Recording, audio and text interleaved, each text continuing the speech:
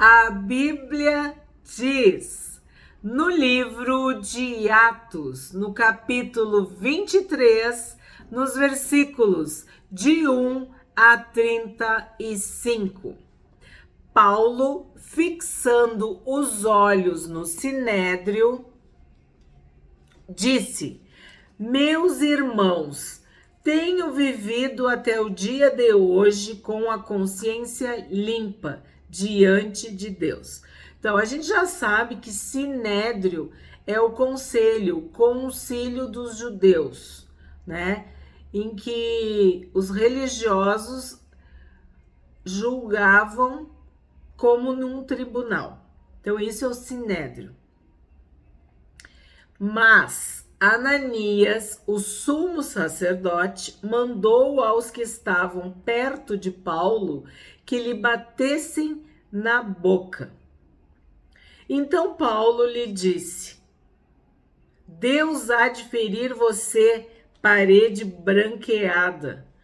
Você está aí sentado para me julgar de acordo com a lei e contra a lei ordena que eu seja agredido?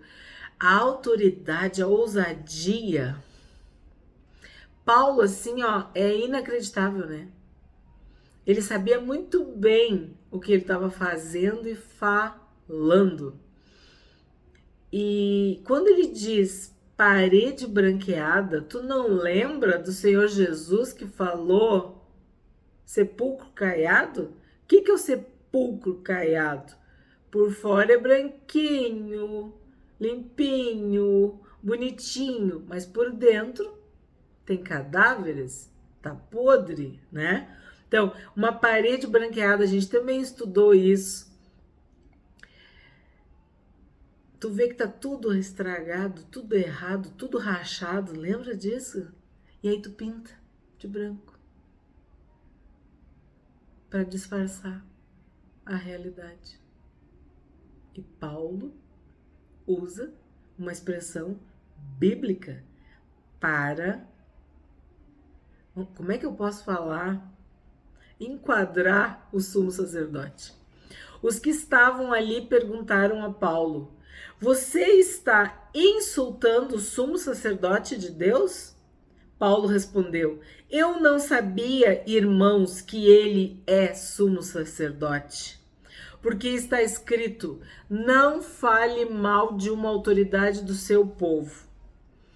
Como Paulo sabia que uma parte do sinédrio se compunha de saduceus e outra de fariseus, exclamou: Aqui eu tenho que parar um pouquinho. A gente já estudou isso também, mas se tu é novo no canal, se tu tá acompanhando o vídeo de hoje apenas, tu não sabe, existiam desde a época do Senhor Jesus os saduceus e os fariseus. Os fariseus acreditavam, vamos dizer, em toda a Bíblia, tá? Em todo o Antigo Testamento. A gente falando assim para entender. Os saduceus não. Eles se baseavam apenas na Torá. Então, os fariseus eram muito mais poderosos do que os saduceus. Mas o que acontecia? A diferença maior é que os saduceus não criam na ressurreição. Por quê? Como eles desprezavam os outros escritos, eles não tinham base para a ressurreição. E os fariseus, como consideravam toda a lei e os profetas, salmos, provérbios, tudo, os escritos de Salomão, eles acreditavam na ressurreição. E essa era a maior divergência entre eles. Claro, também as questões no templo, em Jerusalém, a questão das tradições, né? E aí o que Paulo faz? Paulo se aproveita, vamos dizer, dessa dissensão, dessa discórdia entre eles, tá? E olha o que ele vai dizer: Irmãos, eu sou fariseu, filho de fariseus. Estou sendo julgado por causa da esperança e da ressurreição dos mortos. Então aqui, ele com toda a sabedoria e o discernimento de Deus, ele já divide o sinédrio. Porque os fariseus, eles acreditavam que eles estavam certos. E sim, nós sabemos que existe a ressurreição, porque se Jesus não ressuscitou, é vã a nossa fé, não tem cristianismo sem a ressurreição do Senhor Jesus. Mas aí os saduceus já ficavam mordidos, né? E olha o que ele fala, que ele está sendo julgado por causa da esperança e da ressurreição dos mortos. Ditas estas palavras, começou uma grande discussão entre fariseus e saduceus, e o sinédrio se dividiu. Pois os saduceus dizem que não há ressurreição, nem anjo, nem espírito, ao passo que os fariseus admitem todas estas coisas. Então, o que a gente vê aqui? Que Lucas faz um comentário, dá uma explicação, ele situa o seu leitor desse contexto, que eu acabei de fazer a mesma coisa com vocês, para vocês entenderem o que os fariseus representavam e o que os saduceus representavam. E eles compunham o sinédrio. Houve, pois, muita gritaria no sinédrio, e levantando-se alguns escribas, que eram do partido dos fariseus, discutiam, dizendo: olha só, não achamos neste homem mal algum. E se de fato algum espírito ou anjo falou com ele? Como a discussão ficava cada vez mais intensa, o comandante, temendo que Paulo fosse despedaçado por eles, mandou descer a guarda para que o retirassem dali e o levassem para a fortaleza. É incrível. Até hoje isso acontece, né? A gente faz isso também com os alunos. O professor sabe que ele tem que jogar muitas vezes a bola para a arquibancada, né? Para a plateia.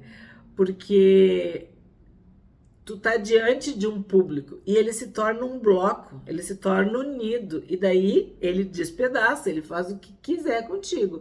A partir do momento que tu cria essa divisão, esse partidarismo, vira uma torcida. Aí tu tem os prós e os contras. E foi exatamente isso que Paulo sabiamente fez. 11. Na noite seguinte, o Senhor, pondo-se ao lado de Paulo, disse: coragem, pois assim como você deu testemunho a meu respeito em Jerusalém, é necessário que você testemunhe também em Roma. Então o que a gente percebe? Já na outra visão, Deus fala para Paulo: não tenha medo, não te cales, fala. Agora aqui, coragem. Você vai falar a meu respeito. Você vai ser minha testemunha, tanto em Jerusalém como em Roma. Ou, assim como tu foi em Jerusalém, tu vai ser em Roma. Então, muitas vezes a gente está desanimando, a gente já não tem força. A oposição das trevas, a resistência é tão grande que a gente sente, né? Que a gente enfraquece. E aí o Espírito Santo de Deus te reanima, te fortalece, te conforta, te consola e te diz: coragem. Como Deus falou para Josué: ser forte e corajoso, ser forte e corajoso, ser forte e corajoso. 12. Quando amanheceu, os judeus se reuniram e juraram que não haviam de comer nem beber enquanto não matassem Paulo. Olha que coisa inacreditável, né? Como que eles cumpriam a lei, né? Seguiam a sua religião, querendo matar Paulo. Da mesma forma como foi com o Senhor Jesus, né? Por inveja o entregaram. Eram mais de 40 os que se envolveram nessa conspiração. Estes foram falar com os principais sacerdotes e os anciãos e disseram: juramos, sob pena de maldição, não comer coisa alguma enquanto não matarmos Paulo. Na tradução antiga, que era a tradução que eu tinha e que o meu pai também tinha, né? E que muitos de vocês têm, dizia sob anátema. Então, juramos sob anátema. O que quer dizer isso? A pessoa diz assim: eu vou fazer isso, e se eu não fizer, eu posso ser amaldiçoado, ou eu recebo a maldição, eu me tornarei amaldiçoado se eu não cumprir isso. Olha a loucura, né? 15. Por isso, agora, juntamente com o Sinédrio, mandem um recado ao comandante para que ele o apresente a vocês, sob o pretexto de que desejam investigar mais acuradamente o caso dele. E nós, antes que ele chegue, estaremos prontos para matá-lo. Tu tá entendendo? Deus se antecipou falando para Paulo. Paulo, tenha coragem, tá? Fica firme, não tenha medo. Tô contigo, vai dar tudo certo. Porque o mal estava se organizando, estava conspirando, estava tramando, estava planejando a morte de Paulo. 16. Mas o filho da irmã de Paulo, né, sobrinho de Paulo, tendo ouvido a respeito da trama, entrou na fortaleza e contou tudo a Paulo. Então este, chamando um dos centuriões, disse: leve este rapaz ao comandante, porque tem algo a dizer. O centurião levou o rapaz ao comandante e disse: o prisioneiro Paulo me chamou e pediu que eu trouxesse à sua presença este rapaz, pois tem algo a dizer ao Senhor. O comandante pegou o rapaz pela mão e, levando-o para um lado, perguntou-lhe: o que você tem para me dizer? E ele respondeu: os judeus decidiram pedir ao Senhor que amanhã apresente Paulo ao Sinédrio, sob o pretexto de que desejam fazer uma investigação mais acurada a respeito dele. Não se deixe persuadir, porque mais de 40 deles armaram uma emboscada. Fizeram um pacto sob pena de maldição ou sob pena de anátema, né? Pode ser que esteja na tua Bíblia, não comer nem beber enquanto não matarem Paulo. E agora estão prontos, esperando que o Senhor prometa atender o pedido deles. Então, o comandante despediu o rapaz, recomendando-lhe que não dissesse a ninguém ter lhe trazido estas informações. Chamando 2 centuriões, ordenou: tenham de prontidão 200 soldados, 70 cavaleiros e 200 lanceiros para irem até Cesareia a partir das 9 horas da noite. Preparem também animais para fazer Paulo montar e levem-no com segurança ao governador Félix. Inacreditável. Deus falou para Paulo: tenha coragem, porque assim como tu testemunhou em Jerusalém, tu vai testemunhar em Roma. Aconteça o que acontecer, eu tô contigo. E sim, Deus moveu tudo para salvar, proteger, garantir a integridade física, a vida de Paulo. 25. O comandante escreveu uma carta nestes termos: Cláudio Lísias, ao excelentíssimo governador Félix, saudações. Olha se não é Lucas, né? Escrevendo, olha, como eu falei para vocês, com provas incontestáveis. 27. Este homem foi preso pelos judeus e estava prestes a ser morto por eles, quando eu, sobrevindo com a guarda, o livrei, por saber que ele era romano. Se tu não sabe os detalhes, assiste o vídeo sobre Paulo na série Personagens Bíblicos. Querendo certificar-me do motivo por que o acusavam, levei-o ao sinédrio deles. Descobri que ele era acusado de coisas referentes à lei que os rege, mas nada que justificasse morte ou mesmo prisão. Sendo eu informado de que ia haver uma emboscada contra o homem, tratei de enviá-lo imediatamente ao Senhor, intimando também os acusadores a irem dizer na sua presença o que eles têm contra ele. Passe bem. Na outra tradução dizia saúde. Então, o que a gente vê? que Deus é soberano, todo o poder, toda a honra, toda a glória, toda a majestade, todo o comando, todo o controle, todos nós estamos sob a autoridade de Deus, a soberania de Deus. Estamos sujeitos a Deus. A vontade de Deus se cumpre naquele que obedece e naquele que desobedece. Até o ímpio para o dia da calamidade. Então, o fato deles tramarem o mal, deles jogarem com a mentira, jogarem com a traição, fazendo coisas erradas, foi, assim, a estratégia, foi a forma de tudo vir às claras. Porque eles estavam tramando no oculto, mas foi revelado. E isso a gente tem visto ao longo da história. Pessoas que pensam que estão fazendo tudo escondido, em segredo. Mas Deus revela. Deus levanta uma pessoa para abrir a boca, para falar. Hoje em dia é o vídeo, é áudio, é mensagem, é câmera. Tudo revela. E o Senhor Jesus falou várias vezes. Tudo que for falado no oculto vai ser revelado. Tudo que tu fizer escondido vai ser proclamado dos telhados. Então eles tramaram o mal contra Paulo, mas não era o tempo. Porque o próprio Deus disse que ele iria para Roma e que ele iria testemunhar. Que Deus ia proteger, ia guardar. 31.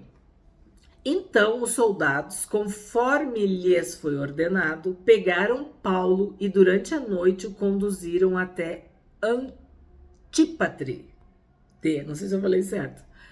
No dia seguinte, voltaram para a fortaleza, tendo deixado os cavaleiros encarregados de seguir viagem com ele. Quando estes chegaram a Cesareia, entregaram a carta ao governador e também lhe apresentaram Paulo. Aqui eu tenho que parar um pouquinho. Paulo não era qualquer um. Paulo era um homem culto, refinado e era romano. Que era o mais importante de tudo, né? Ele tinha cidadania dupla, então havia direitos. E Paulo soube reivindicar seus direitos. E isso é uma lição para nós. Se tu tá jogando sob as regras da lei e tu tá vendo que a lei tá pendendo para um lado, tu usa o mesmo princípio. Tu usa o mesmo peso e a mesma medida para que tu seja livre. Foi o que Paulo fez. Eu tô sendo acusado disso, é dentro da lei? Então, eu tenho que ser guardado, protegido, livrado dentro da lei. Existe um princípio que rege, e é o direito romano, e eu sou cidadão romano. Então, não podem me tratar assim. E sim, a gente vê a diferença entre um vaso e outro vaso. Lembra daquela história da viúva que ela tinha que trazer vasilhas e o azeite era multiplicado enquanto tinha vasilhas? Quando as vasilhas acabaram, acabou o azeite? Isso eu sempre penso em relação a Paulo. Paulo, ele era muito culto, ele era muito estudado, ele era um homem acima da média. Ele foi um vaso escolhido por Deus para pregar aos gentios, para evangelizar o mundo da época, para romper, vamos dizer assim, os territórios, os limites da cultura, da religião judaica. Ele foi além, ele foi para todos os povos, ele era destemido. E o que ele fez? Ele foi um vaso cheio de azeite. Ele tinha muito espaço, ele era um vaso muito grande, então Deus pôde colocar muito azeite. E aí tu pensa, Pedro era um pescador, eu já falei isso para vocês em outras ocasiões. Pedro era um pescador e ele serviu a Deus, mas dentro do tamanho do seu vaso. Paulo não. Paulo escreveu mais da metade do Novo Testamento. Paulo rompeu as fronteiras. Paulo levou o evangelho ao mundo conhecido da época. A estratégia dele, nesse caso aqui, a chegada dele em Roma, tudo mostra que o vaso era muito grande, que tinha muito espaço para muito azeite. Não sei se eu estou me fazendo entender. E aí tu vê, Pedro foi uma bênção? Foi. Mas acabaram seus vasilhas? Acabou-se o azeite. Então, o que eu estou querendo dizer? Quanto mais tu der para Deus, quanto mais tu oferecer, quanto mais tu colocar aos pés de Jesus, mais Ele vai te usar. Se tu colocar tudo que tu tem, tudo que tu estudou, tudo o que tu conhece, tudo que tu trabalhou, tudo, o máximo, Deus vai fazer com o máximo. Ele não multiplicou pães e peixes. Por quê? Porque tinha pães e peixes. Então, assim, ó, o que tu oferece para Deus é o que Ele vai fazer, é a matéria-prima da qual Ele vai fazer. Tu vai te entregar. Quanto mais tu te rende, quanto mais tu te entrega, quanto mais tu oferece, quanto mais tu sacrifica, quanto mais tu adora, mais tu recebe de volta. E é isso que eu vejo na vida de Paulo.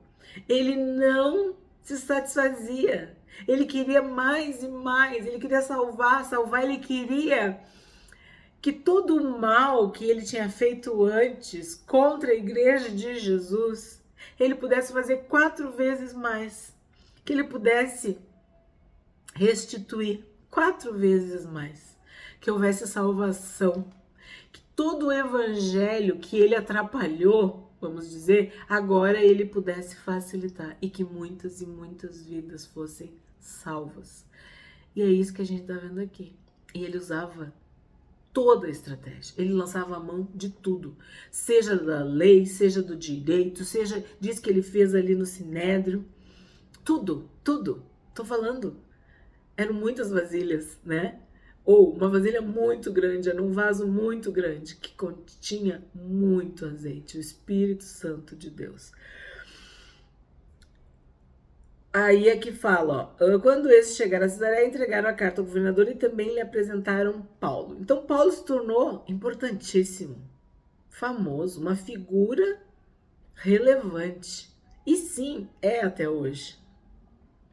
E quando soube que era da Cilícia, disse, ouvirei você quando chegarem os seus acusadores. E mandou que ele ficasse preso no pretório de Herodes. Então, sim, Paulo conseguiu atingir seus objetivos, que eram não ser morto pelas mãos dos judeus, né? Era receber um julgamento, ter seus direitos reconhecidos, ser valorizado como um cidadão romano, que sim ele era, e acima de tudo usar tudo para a honra e glória do Senhor Jesus, para a expansão do evangelho, para a expansão do reino, para que a palavra de Deus fosse pregada. E sim, ele sofreu muito, sofreu todo tipo de dor, física, mental, né, emocional e espiritual. Ele padeceu, mas ele cumpriu a sua missão. O que a gente aprende hoje no capítulo 23 de Atos? De que Paulo, diante do Sinédrio, afirmou ter andado diante de Deus com toda boa consciência. Claro, para os judeus isso era uma afronta. Por isso que o sumo sacerdote mandou ele apanhar, quer dizer, mandou dar uma bofetada nele, né? Por quê? Porque para eles, Paulo estava indo contra a lei, estava manchando a lei. E ele está dizendo que não, que ele andou diante de Deus com toda a boa consciência. Claro, porque ele se converteu ao Senhor Jesus e entendeu toda a lei e os profetas. Ele estava, na verdade, cumprindo, porque ele sabia que Jesus era o Messias prometido, o Messias da casa de Davi, o ungido da casa de Davi, o filho de Davi. E os judeus não. Achavam que Jesus era um falso profeta, um impostor, né? Por isso, eles mataram Jesus. O Senhor falou para Paulo ter coragem, porque seu testemunho também seria dado em Roma. Tu imagina que se Deus está dizendo para Paulo tenha coragem, é porque Paulo estava sofrendo, Paulo devia estar com medo, Paulo devia estar desfalecendo, ele já estava exausto, cansado. Porque, como eu falei, que nem Josué, seja forte e corajoso. Por que Deus fala seja forte e corajoso? Porque ele devia estar se sentindo fraco e com medo. Então, Deus fala para Paulo, coragem, tu vai conseguir, tu vai chegar a Roma e tu vai testemunhar. Os judeus juraram sob anátema que matariam Paulo. Então, os judeus tramaram, como as trevas fazem, às escuras, de uma forma traiçoeira, matar Paulo. Porque o direito, a sentença de morte era de Roma, assim como foi com o Senhor Jesus, que foi crucificado. O judeu, o que ele fazia? Ele linchava, ele apedrejava, que nem ele se despedaçava, ele agredia, ele gritava, ele pisava, ele fazia coisas assim, que a multidão fazia. E aí, como é que tu vai punir? Né? É um tumulto e aquela pessoa era morta. Era assim que eles estavam tramando. Mas o sobrinho de Paulo ouviu toda a trama. Então Deus levantou alguém. Lembra em Eclesiastes, dizia, olha o que tu fala, que o passarinho vai levar, né? Aquele que tem asas vai levar. Então o sobrinho de Paulo ouviu toda a história, toda a trama e comunicou ao comandante, que prontamente enviou Paulo para a Judéia, são e salvo.